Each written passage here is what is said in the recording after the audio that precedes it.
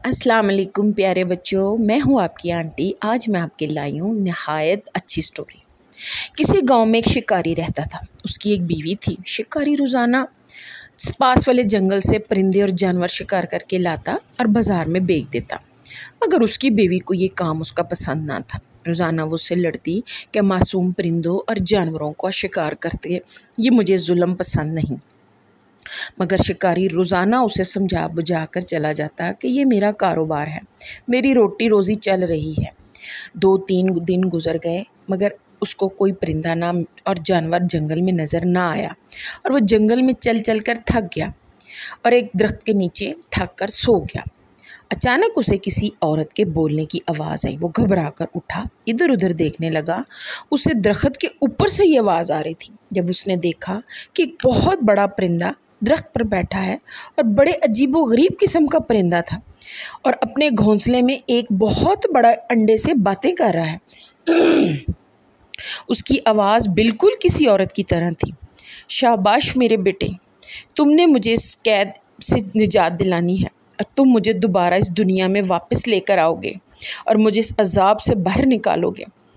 मैं उस दिन का बेसब्री से इंतज़ार कर रही हूँ जब तुम मेरी मदद करोगे, क्योंकि तुम्हारे बगैर मेरी कोई मदद नहीं कर सकता। शिकारी को उस औरत की और उसकी बातें सुनकर बहुत हैरानी हुई कि ये कोई और ही मामला है। इतने में वो परिंदा उड़कर चला गया।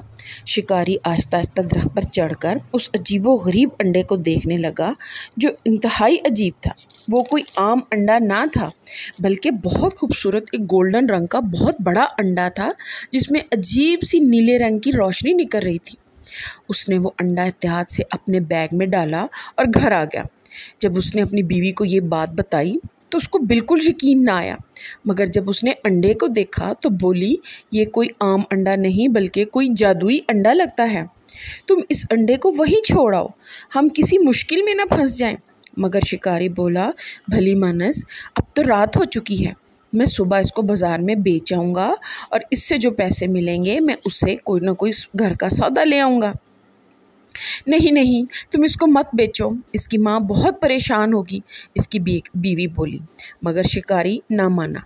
दोनों मियाँ बीवी बातें करते करते सो गए। सुबह के वक्त उन्हें अपने घर में एक बच्चे के रोने की आवाज़ आई। वाँ वाँ वाँ। वो हैरान रह गए कि जहाँ उन्होंने अंडा रखा था वहाँ बहुत ही खूबसूरत बच्चा अंडे से बाहर आया हुआ है। वो दोनों इतना खूबसूरत बच्चा देखकर हैरान रह गए। बीवी बोली, हमारी कोई औलाद नहीं, ये बच्चा मैं तुमको अब नहीं ले जाने दूंगी, देखो तो कितना खूबसूरत बच्चा है। जब शिकारी ने उस बच्चे को देखा तो उसने कहा, ठीक है, मैं इसको कहीं लेकर नहीं जाऊंगा, इसको तुम ही रख लो। नीलम खुश हो गई और वो उसको पालने लगी। वक्त गुजरने लगा, 20 साल गुजर गए। वो बच्चा जिसका नाम उन्होंने खाकान रखा बड़ा हो गया। वो इंतहाई खूबसूरत सेहतमंद नौजवान बन गया। वो अपने वालिदैन से बहुत मोहब्बत करता था, वो उनकी बहुत खिदमत करता था। वक्त गुजरता रहा। एक दिन उसके बाप ने कहा, खाकान, मैंने सुना है यार जंगल के सारे परिंदे और जानवर तुमसे बातें करते हैं और वो तुम्हारा कहना मानते हैं। ये बात पूरे इलाके में फैल चुकी है। कई लोगों ने मुझे कहा जब मैं बाज़ार जाता हूँ, बाहर जाता हूँ, क्या ये सच है? हाँ अब्बाजान, मैं लोगों का तो नहीं बता सकता, मगर घंटों जंगल में जानवर और परिंदों के साथ रहता हूँ। वो सब मेरे दोस्त हैं।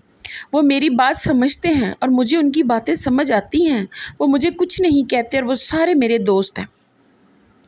एक दिन बाप बेटा अपने घर के सीन में बैठे थे। दरवाज़ा खटका। 2 सिपाही अंदर आए और कहने लगे, खाकान, हमारी शहजादी जंगल की सैर के लिए आई और जानवरों में घिर गई है। क्या तुम उन जानवरों से हमारी शहजादी को बचा सकते हो? स्टोरी का अगला पार्ट देखने के लिए इसको सब्सक्राइब करें, इसको लाइक करें और इसका वेट करें।